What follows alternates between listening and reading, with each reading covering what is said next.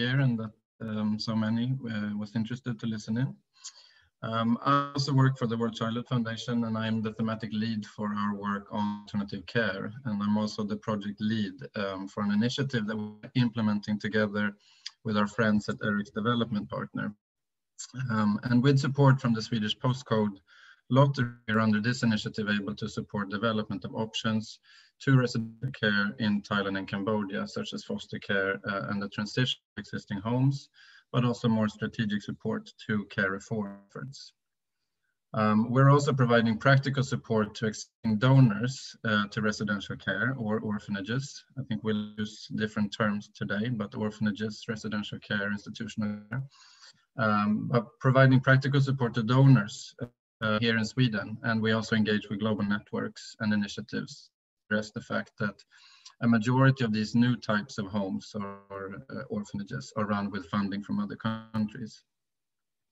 And another part that we're spending time on is research to add information and increased understanding of how the substantial and also in many countries increasing use of residential care is affecting children. And last year, as COVID started, we started hearing that orphanages in many countries were closing rapidly in response to the pandemic, and that children were being sent home without proper assessments, follow-up, and without consideration that their families were also affected by COVID lockdowns, increasing unemployment and poverty. So in dialogue with the Better Care Network, we decided to commission the research that we're presenting today. And the main aim was to explore and understand how these drastic measures that many countries imposed affected orphanages, but also to analyze if this, just like in many crises, could lead to more children being separated from their families. And we also wanted to understand if funding drops due to absence of travelers and volunteers would lead to orphanages closing. So there were we had many questions and also concerns at this time last year, and we now have the final report that we will hear more about in a minute. So a few practical, a bit of practical information is that we are recording this session so that people who couldn't attend today for reasons can listen in later. And we also expect that the report presented in another session later on, organized by the Better Care Network, together with a few other new pieces of research on residential care. Now, that's limited today's session to 1 hour, so we'll spend time summarizing the report and the main findings, and we'll also hear more about the situation in Thailand. And then there will be time for questions as well at the end, but you can also just post questions when they come up using the Q&A function. So try to pick up questions when we can, but otherwise also at the end. You can post both in Swedish and English. The full report can be downloaded from barnhemskollen.se. That's a website in Swedish, but we run together with Erik's development since a number of years here in Sweden with useful information about negative effects of orphanage care, but also about options, how children in different vulnerable situations can be better after. So after this webinar, we'll send out a link where you can download the actual report. And so that said, I want to introduce the speakers and main authors who will present the report. They're both based in Australia, although I know that Rebecca is about to relocate to Cambodia. And we're very happy to have you both here today, also considering the big time difference. And both Rebecca and Kate have long experience from issues relating to residential care, transition, how orphanage volunteering contribute to the large number of orphanages we see in many popular tourist destinations, but also legal reforms and international advocacy linked questions or issues. Now, Rebecca Nhep is a senior technical advisor at the Better Care Network with 21 years of experience in international development with a consistent focus on care reform and family strengthening. She's the co-chair and co-founder of the Rethink Orphanages Network in Australia, and several other initiatives are contributing towards family care and deinstitutionalization. Dr. Doore is an international child rights lawyer and deputy head of school at the Griffith Law School in Australia. And she's an internationally recognized expert on orphanage trafficking and is continuing research on the links between child rights, institutionalizations, and human trafficking. So with that, I'll hand over to you, Rebecca and Kate. Please go ahead. I'll stop sharing this screen, and so you can.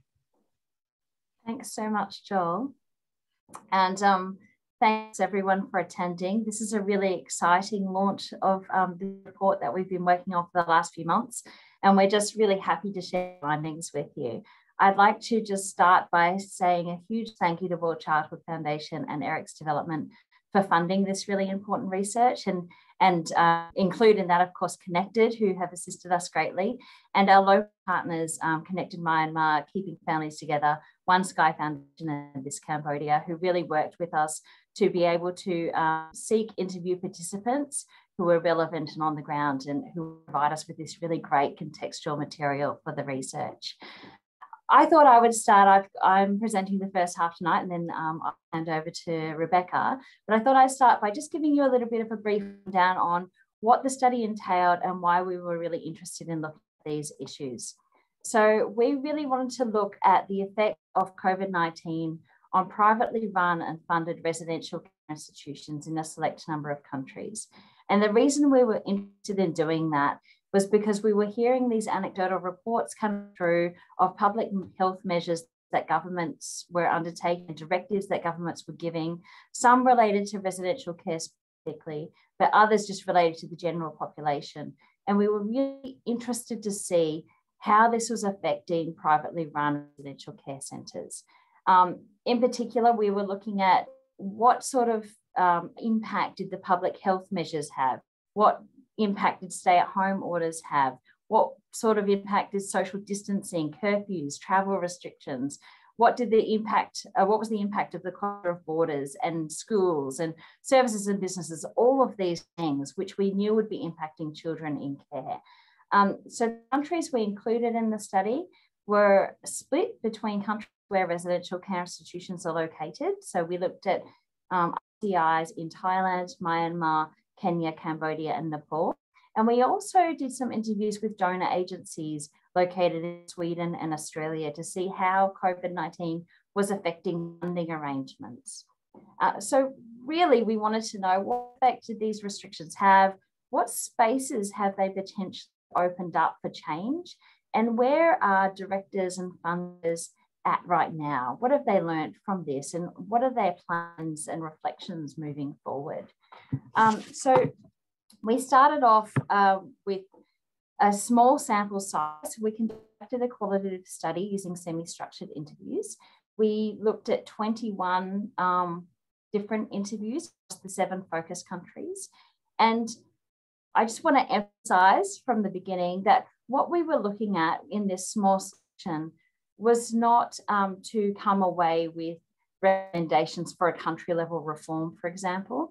We were really interested in gaining the insights from these 21 different organisations involved in residential care to look at just the nuanced spaces that might open up for discussions about change to their model or what they might be looking at doing in the future.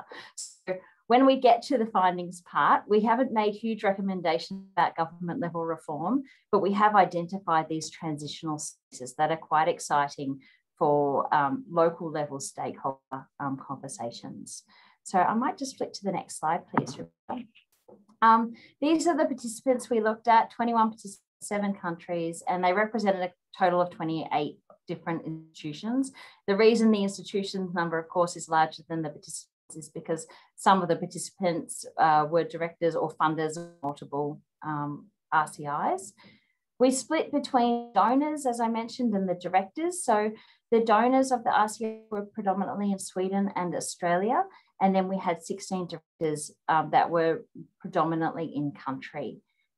Part of our selection criteria was that the residential care institutions were foreign funded and they had a history of accepting visitors or volunteers, mostly international visitors and volunteers, though 1 or 2 accepted local visitors and volunteers. And that was part of the selection criteria for the sampling of the interviewing.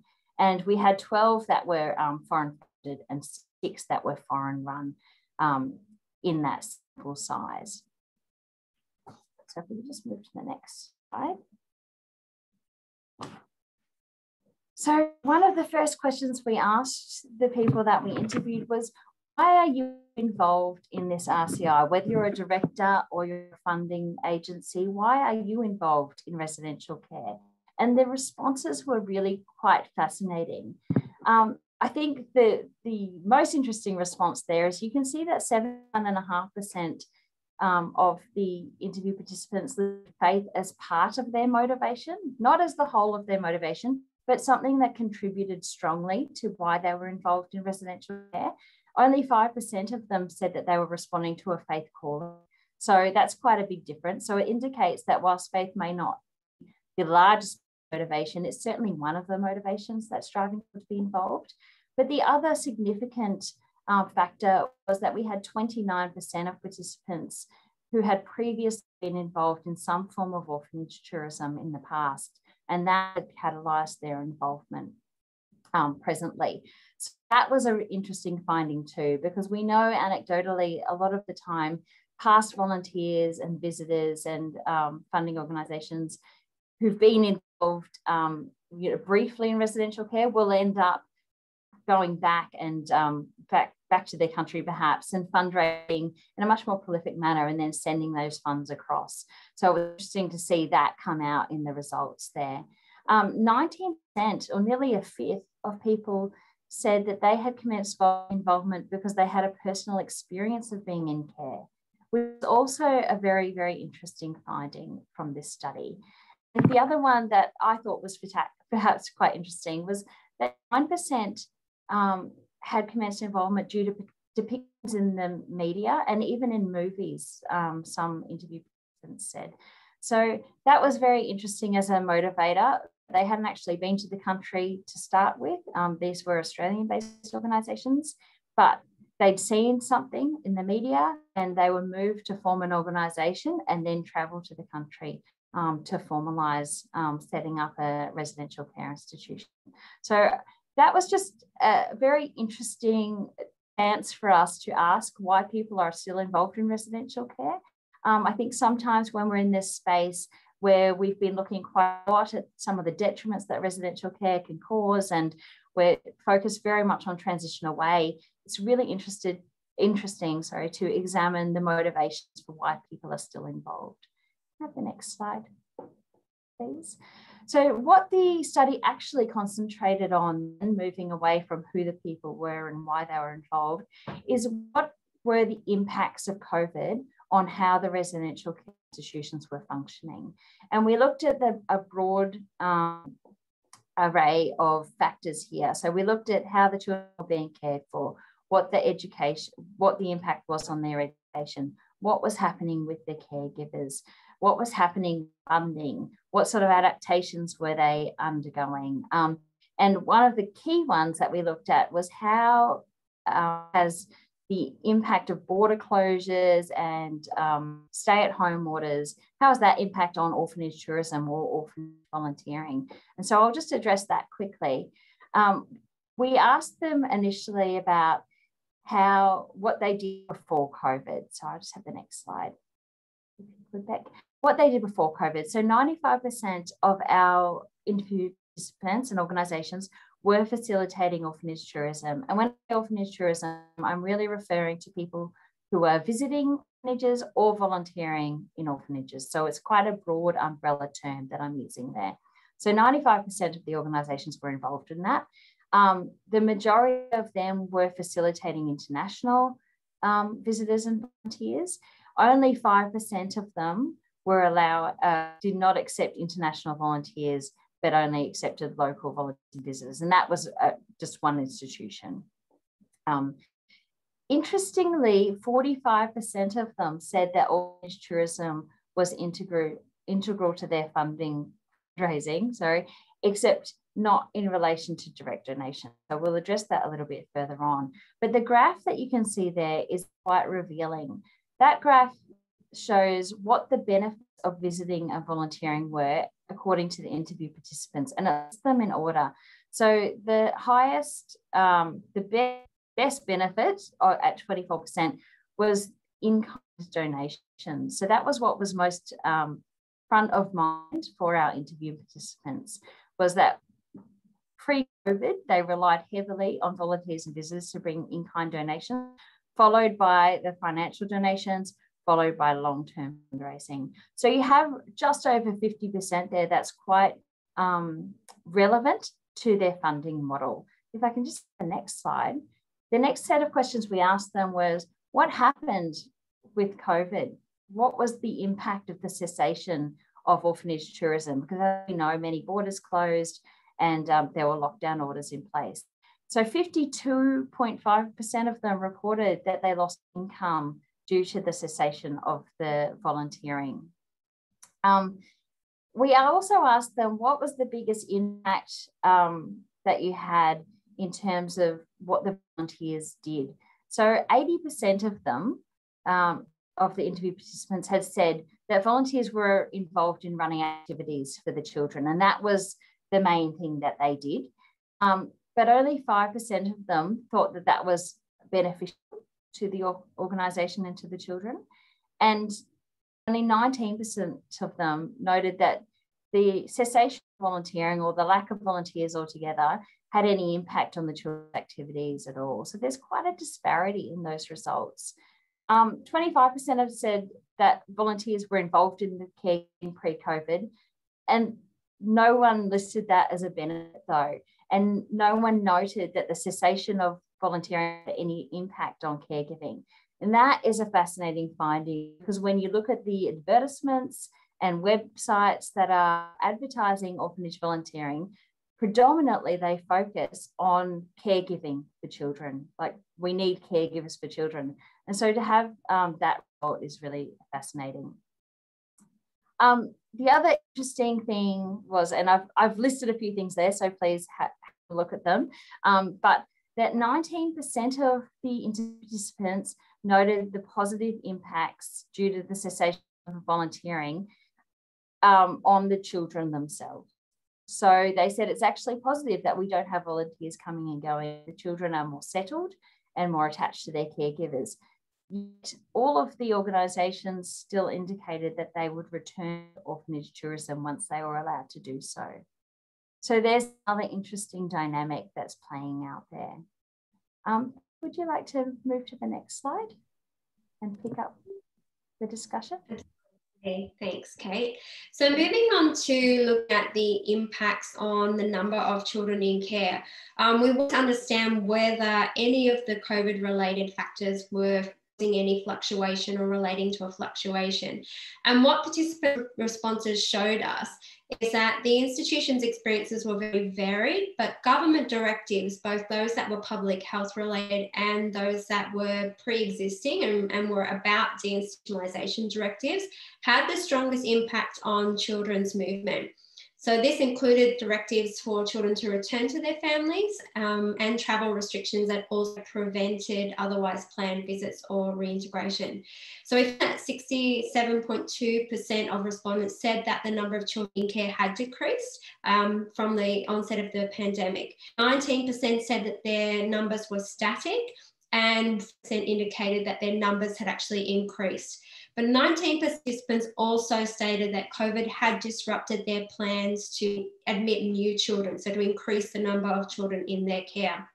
For 76% of respondents who noted a decrease, only said that this was related to pandemic-related factors, most notably the government directives, and the other half of respondents attributed the decrease to pre-existing reintegration plans and processes and also non-family visits. Most of the participants also noted that they plan to see as many as possible of the children return to the institution once lockdowns had ceased and when schools opened. And only 33% of participants said that they expected that some children would remain with their families permanently and be classified as fully and permanently reintegrated. So they were some findings in terms of the movement. Looking at impact education, COVID's impacts on education was probably one of the strongest themes that came out in the study. 66.6% of participants said that COVID had a negative impact on children's education, And the respondents' comments seem to indicate that this wasn't just because of how widespread school closures were, but also because of the emphasis that institutions placed on education. And this was also noted in the admission, the reasons for admission was captured in the study as well, showing that for many of them, the reasons were related to education.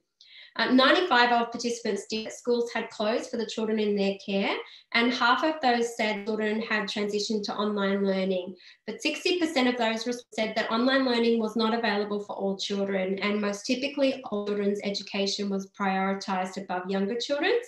And the reason for a combination of things, including a lack of devices for all of children to go online, insufficient staff to be able to supervise children's online education, and also that in many cases, online classes for primary school students weren't actually created or made available. In the remaining 50% of respondents who said that transition to online learning did not occur, 70% of those said that there was no other alternatives offered for children's education, so they didn't receive education for the period of lockdown. And the remaining 30% said that they created other opportunities for on-site education, including through radio or television or through tutoring. And whilst 2/3 of participants said that there was a negative impact on one's education, we also found that 28.8% of participants also noted some positive impacts. And this mostly related to introducing vocational training in lieu of formal schooling. And so children were getting more involved in income generating activities that institutions ran, things like farming or other activities. And this was noted as a benefit, particularly for older children and young people in terms of thinking about transitioning out of care. Looking at the impacts of funding, 81% of respondents said that COVID did have an impact on their funding situation, and half of the respondents were very concerned about those impacts. So 47.6% of respondents had experienced a decrease in the amount of funding, donor funding that was coming into their organisation, and 38% had said that they had lost revenue from income-generating activities that they ran. Now, some funding streams seem to be more vulnerable than others based on the respondents' comments. The most immediate effects seem to be felt by income-generating activities that had ceased because of lockdowns and travel restrictions. But funding models that were more dependent on one-off type donations were also more vulnerable than funding models that were reliant on regular giving. So respondents who raised money from events, from speaking engagements, and also through orphanage volunteering and visiting were particularly hard hit. Those who raised money from individual donors who gave release said that they were less impacted. And they suggested that it was their long-term relationships with these donors that were able to help them protect that income stream in the midst of the pandemic. 78% of respondents were concerned about the loss of funding connected to volunteering and visiting ceasing. And what was interesting, as Kate sort of alluded to earlier, was that their comments suggested that they weren't really concerned about the loss of visiting or volunteering fees or the donations that volunteers made on the spot when they were volunteering. It was more the role that they played in fundraising when they returned to their countries post-volunteering. And so COVID had essentially disrupted their ability to continue to recruit this continuous stream of fundraisers who were activated and became fundraisers because of their volunteering experience. And it was also interesting to note that respondents were concerned about the impacts of COVID on funding, more so for those who didn't hold fundraising responsibilities. So we saw that directors who were the primary fundraisers as well as being the directors expressed less concern about funding impacts compared to directors who had another person or a third party handling their fundraising responsibilities. Those respondents seemed to feel more powerless and expressed a greater level of nervousness, an inability to really engage with adaptation or consider adaptations because they didn't have control of the funding stream. And what was also interesting is that even those who did experience a significant drop in their donations, they still sensed the vulnerability of foreign donations as a funding stream, and they indicated that they wanted to make changes to reduce their reliance on it. In terms of financial adaptations, there were different strategies that respondents mentioned to adapt to the reduced funding income levels. Most commonly, it was about reducing expenditure, food and supplies and things like that. But some respondents also mentioned reducing staffing costs, and that included the salaries they were providing to staff as well as the level of staffing. Other respondents noted that they had increased their social media presence to try and attract new sponsors and new supporters. Others had reserves that they were able to tap into. Others increased their income generating in country. And 14% said that they reduced or suspended new admissions into the institutions, specifically in response to cuts to funding. Respondents, particularly in Thailand, Gift will probably touch on this in a little bit, looked more towards domestic solutions to try to offset the deficit in international funding and international volunteering. And this included increasing their engagement with local visitors, local volunteers, with companies, and also asking for donations from care leavers who had left their institutions and gone out and been able to secure employment. So that was a range of different coping mechanisms. In terms of impacts on care. Now, when we talk about impacts on care, the study only looked at this through the lens of the perspective of the respondents. So we didn't do other assessments or look at inspection data to qualify the full range of impacts on children's care. So it's not definitive, but what it did show us is that more the ripple effect of the impact on operations and how that then had a knock-on effect on care. In 71.4% of cases, caring staff had to self-isolate with the children in the institution for extended periods of time. And this ranged from 1 to 3 months, at which point some of the institutions were then able to rotate their caregivers. Interestingly, 23.8% of these respondents noted that this dynamic had a positive impact on children's attachment, on their relationships with their caregiving staff, and also stabilised their behaviours. And they attributed this to the consistency of caregiving that they otherwise didn't have when staff were working on shifts. And they also attributed it to the cessation of volunteers and visitors who were no longer coming in and out of the home. Over half of the respondents mentioned that caregivers had to take responsibility, particularly around education, and the requirement of caregivers to self-isolate in the home for long periods, plus the extra responsibilities, was reported to be a significant source of stress. 42.9% of respondents noted that caregiver stress had a negative impact on children's care. Cases did cause tension or conflict between staff and children. In terms of impacts on reintegration and on family contact, the impacts were again quite varied. 61.9% of respondents said that family visits had continued throughout the pandemic in some shape or form, although it was adapted in many cases. 19% of respondents said that children who regularly visited their families before the pandemic were sent home to self-isolate with families instead of self-isolating in the institution. So it increased the amount of contact they had. 9.5% of respondents said that they had allowed children to go home who prior to the pandemic had not been permitted to have contact with their families, some for very extended periods of time. And so it enabled family contact in some instances. 23.8% of respondents said that normal family visits had to be suspended because of travel restrictions. And this typically came up when the travel restrictions coincided with the major holidays or festivals where children would normally go home. 14% of participants said that this was a major source of stress for children throughout the pandemic. And of the 13% that said children had returned home, only one reported significant child protection concerns. 38.5% reported well-being concerns, and these related to diet, exercise, to weight gain or weight loss or illness in one case. So things that were well-being, then serious child protection risks. 53.8% of respondents reported that they had no concerns about the well-being or safety whilst they were at home, and that was across both planned visits and unplanned visits or reintegration. 61% of responded that some children had been reintegrated during the pandemic, likely to consider permanently reintegrated and not return. Reintegration was planned in 38.5% of respondent cases and unplanned in 53.8% of cases. So it was a split there. When children, whether or not children received support post-reintegration was entirely predicated on whether the institution had a reintegration program before the pandemic. Where they did, regardless of whether reintegration was planned or unplanned, those children received support and monitoring. where they didn't have that program before the pandemic, children didn't receive support, and reintegration was generally triggered by the children and was not thought of favourably by directors.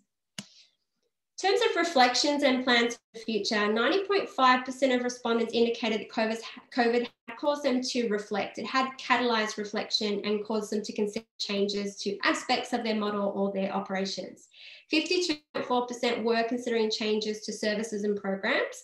And for 19% of those, the changes were very limited and weren't really about the model of care. But for 33.3%, it did involve considering changes to their model of care, including transition or closure. For 14.3% of participants who weren't considering changes to the model, they were considering reducing their use of institutional care, so reducing admission and also restricting their gatekeeping. 28.6% of respondents had reflected on the vulnerability of their funding model, and they needed to reduce their reliance on donor funding and to shift towards things that they considered to be more self-sustaining. Only 2% of participants, or 9.5%, considered changes to both the model and to their funding. In terms of just pulling out a few of the final thoughts, COVID seemed to have caused some stakeholders to personally experience or confront some of the key points of evidence that, you know, have been captured over a very long period of time that are driving that shift away from institutional care. So things like attachment or lack of life skills, particularly for older children, the lack of preparedness of care leavers and their experience during the pandemic, the importance of families to the children themselves, their resilience and family readiness to actually care for children, including in situations of adversity. And so as they were confronted with these realities that perhaps they've only heard about as abstract evidence before, it seemed to create an openness to considering the evidence and consider alternatives in light of the evidence. COVID has seemed to have been, through this insight study and with this cohort of respondents, to have been a significant enough disruption that it has caused them to reflect and consider those changes. So this may present us with opportunities to engage those stakeholders in discussion, whereas they may have been more close beforehand. The study suggests that conversations about changing the model of care and how to fund those changes need to happen in tandem in order to have real engagement.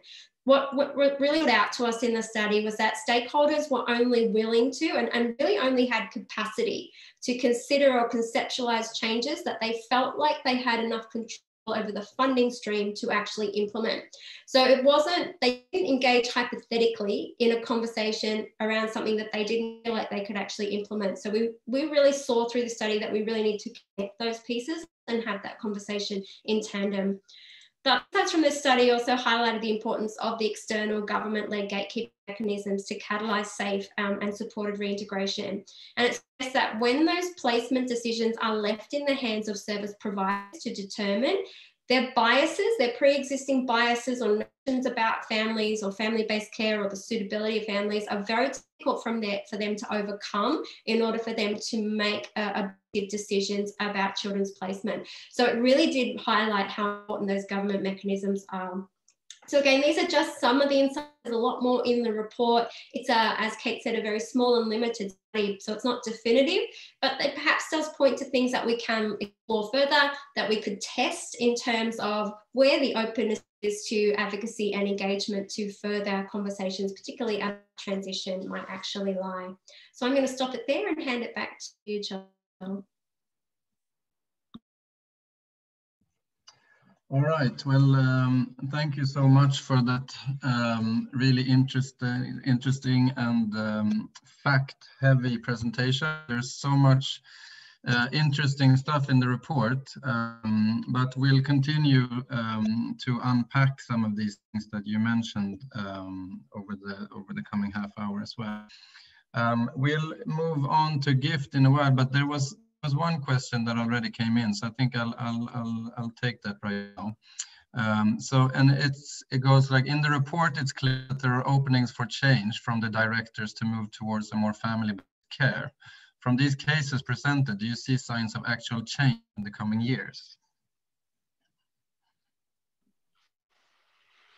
I think that there really are to my video, I'm sorry. I think that there are going to be changes. I think the trick is going to be to identify or use insight studies like this to really identify the right catalysts, the right kind of hooks or opportunities to really open up those windows and broaden out the conversation with some of those participants.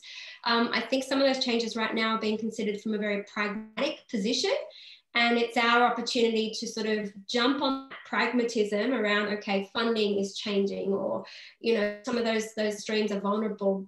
We can jump on those pragmatic catalyzed opportunities and open them up to become more about best practice and things like that. But I think we need to connect the conversation we want to have potentially as practitioners to the openings that respondents or stakeholders are showing us that they're already willing to engage with, and then take it forward from there. Yeah, if I can just add to that, one of the really interesting findings was that sometimes we're having these conversations in silos. So we're just approaching the residential care institution, or we're just approaching the funder, for example. One thing that was really shown that it's critical to have those discussions and link them together. So the residential care institution directors might be amenable to transition, but they're not going to do so with surety of funding, and they're worried about losing the funding. Sometimes some of our targeted interventions, you know, we're targeting a whole lot of RCRs or a whole lot of funders at once when we need to be targeting them in a really linked up way. So that was one of the important findings, I think. Certainly, I think that is a really great entry into stakeholder conversations that will see change on that local level. Yeah, great question. Yeah, thank you. I think I would also definitely agree that it's a really interesting part that we, in a way, know, but I mean also that you've been able to like define more clearly in the work with these interviews and in this report, and also the role of donor and how we need to continue work with, you know, sending countries for volunteers, but also for donors in country to work with them, as you say, also link that together with the direct work with the centers. I think it's interesting with these fairly large, funding drops. I guess it can be expected. So many, a year ago, we didn't know how this would play out. Of course, in many of the previous disasters or so, the funding for orphanages tend to go up heavily, right? And we're not seeing that yet, because this is kind of a different type of crisis, and so they're experiencing funding drops. But at the same time, we also see that, many are expecting to return to normal, while also quite many are also reflecting, as you just said, like that there might be different ways of working, and there might this forced sending children home. That makes us and the people in protection, of course, a bit nervous when it's done without proper assessments and really understanding where the children are sent to. It really speaks to that point we also make all the time, right? About these children in these types of orphanages, they do have families that they can be sent to, and I think that also speaks to that. I think what was the most surprising finding from all of these different interviews from the different countries? Was there something that really stood out? I was surprised by how many directors acknowledged that volunteering and visiting wasn't working for them practically, and yet they still returned to it because of the funding reliance. I was surprised by that. And I was also surprised by how many said, no, we're not reliant on funding from volunteers. But then when you ask them the question in a different way, they all said, oh, but we're relying on funding from volunteers. So that was interesting, because I think a lot of directors are very conscious that perhaps orphanage tourism isn't popular anymore, as well as, for all of the reasons we know and for others. Yeah. But this issue around funding is really critical for them, and that's the main reason that they'll return to it. That was the most surprising for me. Yeah, I would say that was probably the standout most surprising. A few of the other ones that were, I'm not sure if you categorize them as surprising, but really interesting or insightful in that way were, firstly, that the nuance between a donor and fundraiser really stood out to me in the report, because we'd always sort of thought about categorizing them as fundraisers or donors, sorry, and orphanage directors as the two kind of cohorts or stakeholders. This really showed us that perhaps the power to really consider and adapt change really rests in a fundraising role, not as if you're the donor. And many of the directors were fundraisers. They had that dual responsibility. They were so much more willing and able to actually conceptually think about change compared to what we almost saw as a bit of trepidation or fear in the directors who didn't have that connection, despite having all the legal power to make changes or make the decisions about changes. They felt quite disempowered to engage with or consider changes. So that articulation of the difference between being a donor and being a fundraiser really stood out to me. I thought it was one of the real clear insights that perhaps as a sector we haven't really grappled with before, that I think would be very interesting. The other thing was just watching some of these stakeholders really grapple with the evidence was very, very interesting. Like stakeholders actually reflect on, I actually saw how COVID exacerbated an institutional regime of care because we had to implement the social distancing inside of an institution.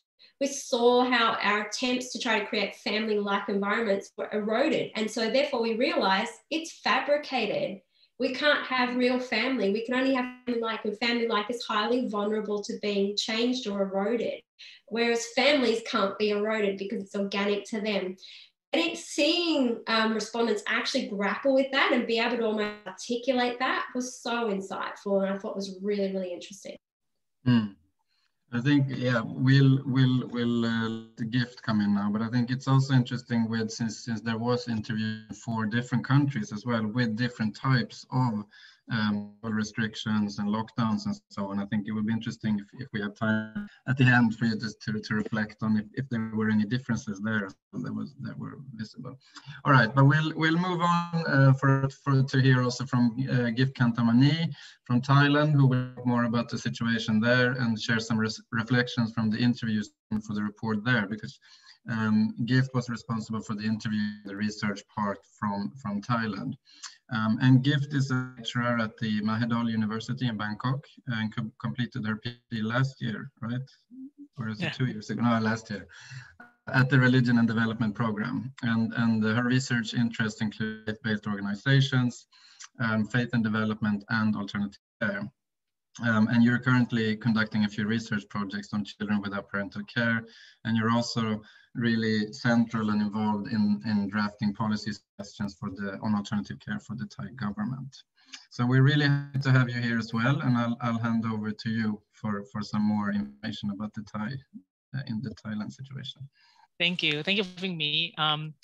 It's really a good experience for me to be part of the researchers and interviewers. And I think I have some observation, a very interesting, at least for me, an observation that I've been studying about palliative care and residential care for a while. And this research really helped me to see the current situation and the current mindsets of the people who are running the residential care. So I really am very happy to be part of it. In a very short time that we have, I would probably try to introduce a little bit about alternative care in Thailand, and then would leave some time for you to ask questions. Well, maybe because of less, I feel like alternative care in Thailand are similar to many countries in the world where we heavily rely on residential care, but somehow it hasn't been brought up and talked that much about how heavy it is. It is heavy to us, but I'm not sure whether how heavy it is to compare to other countries. With the online survey that One Sky Foundation did on behalf of the CRC coalition in Thailand, we see the trend of increasing number of residential care institutions in Thailand, and that only those that are operating without required license. And they are accountable for probably only half of the whole cohort of residential care available in Thailand.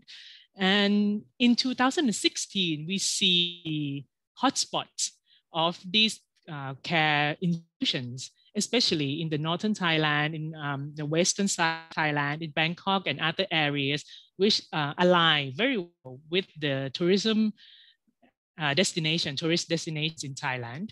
We see that, and we see also that 63% of these, 64% of these operators are closely related to faith organizations. And even though in Thailand we have only 1% of Christian populations, but almost 60% of them are related to Christianity. And I find that very, very uncomfortable, and just feel like there's something that needs to be done more into that. This is more like the current situation that we have now. The same hotspots, the same area, but it's that the proliferation are getting worse even. And in 2021, we have a lot of dots where there are a lot of residential care centers. We try to locate the green dots where there are family strengthening services available across the country, in a that they understand that the activities that they are doing, the project that they are providing, actually helping the families to raise their own children. We're still in the process to identify more of the green dots.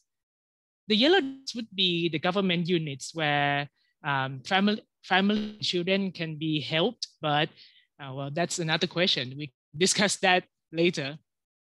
However, with the reliance on residential care, but in Thailand, almost 1 in 4, so about 24% of children, or 3 million, are living in kinship care. So to us, when we ask about alternative care, many times we really come to the conclusion that for us, kinship care is almost like family care in Thailand, and it's very, very prevalent. However, they're not fully support. They are not partially support. Only 5,000 kinship families and about 400 foster families are formally supported. And I rarely mentioned about family strengthening services because it's very scarce and very scattered. So that's the situation in Thailand, the alternative care situation. So when this research come in, I think can see now that the disruption, COVID-19 as a disruption, has disrupted alternative care system quite heavily. It highlights and reviews the weaknesses of the system. I mean, we try to review the weaknesses to improve the system many more times in the past 6 years. But it's never been this clear that the system needs some change, really radically needs some change to respond to the disruption that's happening. The weaknesses of this alternative care system is so weak that in a situation, even last week, when children, some of them are tested positive, they have to be separated from their family. And there's no universal or common guidelines on how to deal with that. So we've seen a lot of pictures of children who are separated from the family because of the health reason. And somehow with the situation that people are so concerned about COVID-19, it is almost unchallengeable for us to say that, wait a minute, children need to have a proper treatment and proper ways to help them to also be able to have the connection with the family, and especially young children. Well, luckily, some of the provinces in Thailand had this idea and tried to find a family unit or family try to find ways for the whole family to care for children, even though they have positive test results for COVID. We've seen in Chiang Mai, where most of the interviews occurred, we've seen the field hospital, because one of the day nursery, 16 of the children are tested positive for COVID. And because of, and this is very interesting, not because of any care operators, not because of anyone who are responsible for this in particular, but because of a strong community that tried to organize and eventually found a field hospital in a nursery to help children with COVID-19. So in this chaos, in this situation, we've seen now that alternative care would not, the system as it is today would not last and would not be able to help or respond to any other disruption. In this research in particular, I've seen a lot of good intentions. Disruption is so much so that it is proven that this residential care institution has very limited capacity to help families and children when they are most in need.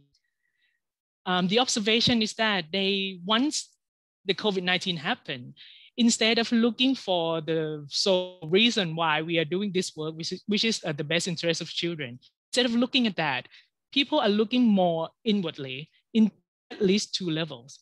The first one, I've seen a lot of survival mode put on. So because there's no tourists, there's less funding coming, and people put on this mode of I need to survive, which is not wrong in a sense.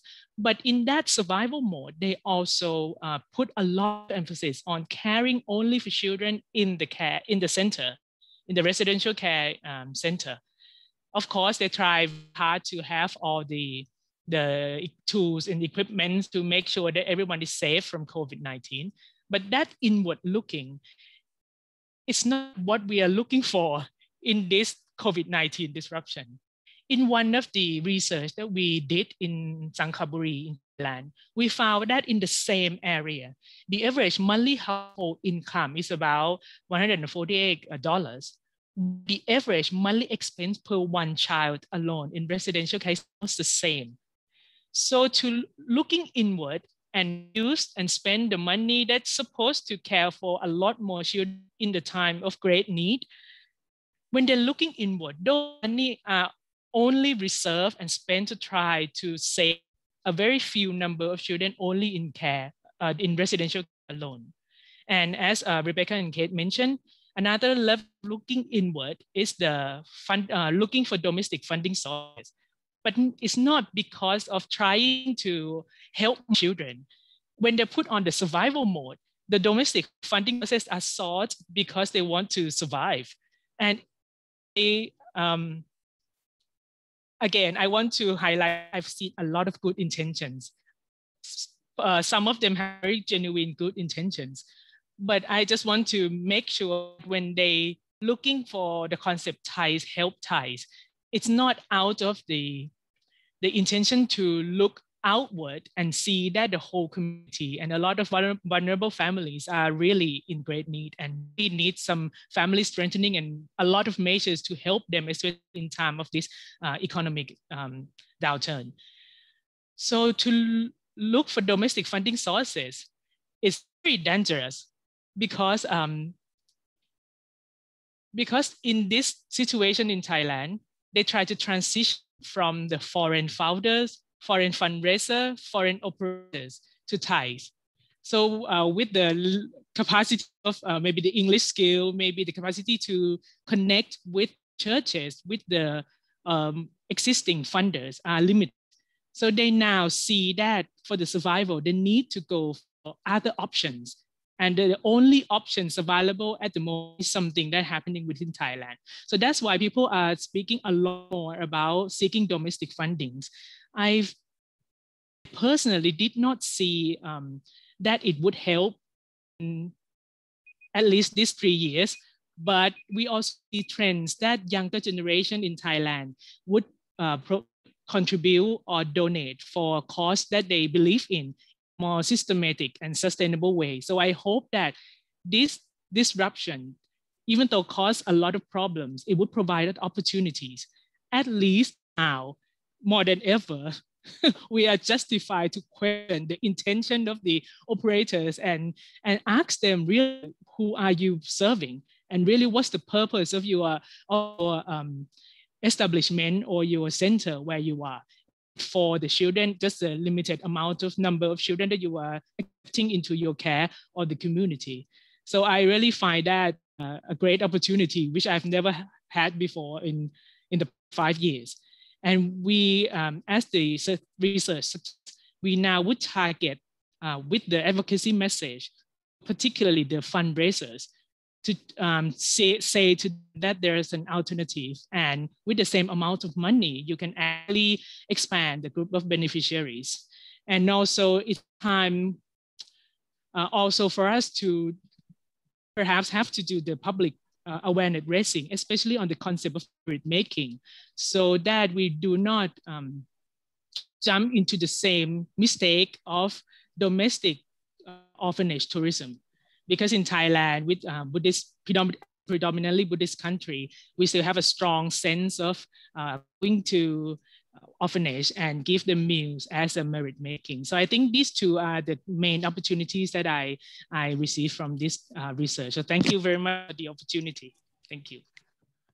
Thank you so much for sharing those insights, Gift. I think it's really one of the hopeful bits also coming out from this research, and also something that we're hearing from countries also, like more anecdotally, so it's more structured in the study, but how also both you and Rebecca and Kate mentioned, how this crisis really leads to critical reflections about how to best help and serve children in vulnerable situations, how to best reach them and families as well, and how it really exposes some of the unsustainable aspects of residential care only run with foreign fundings in countries like such as Thailand.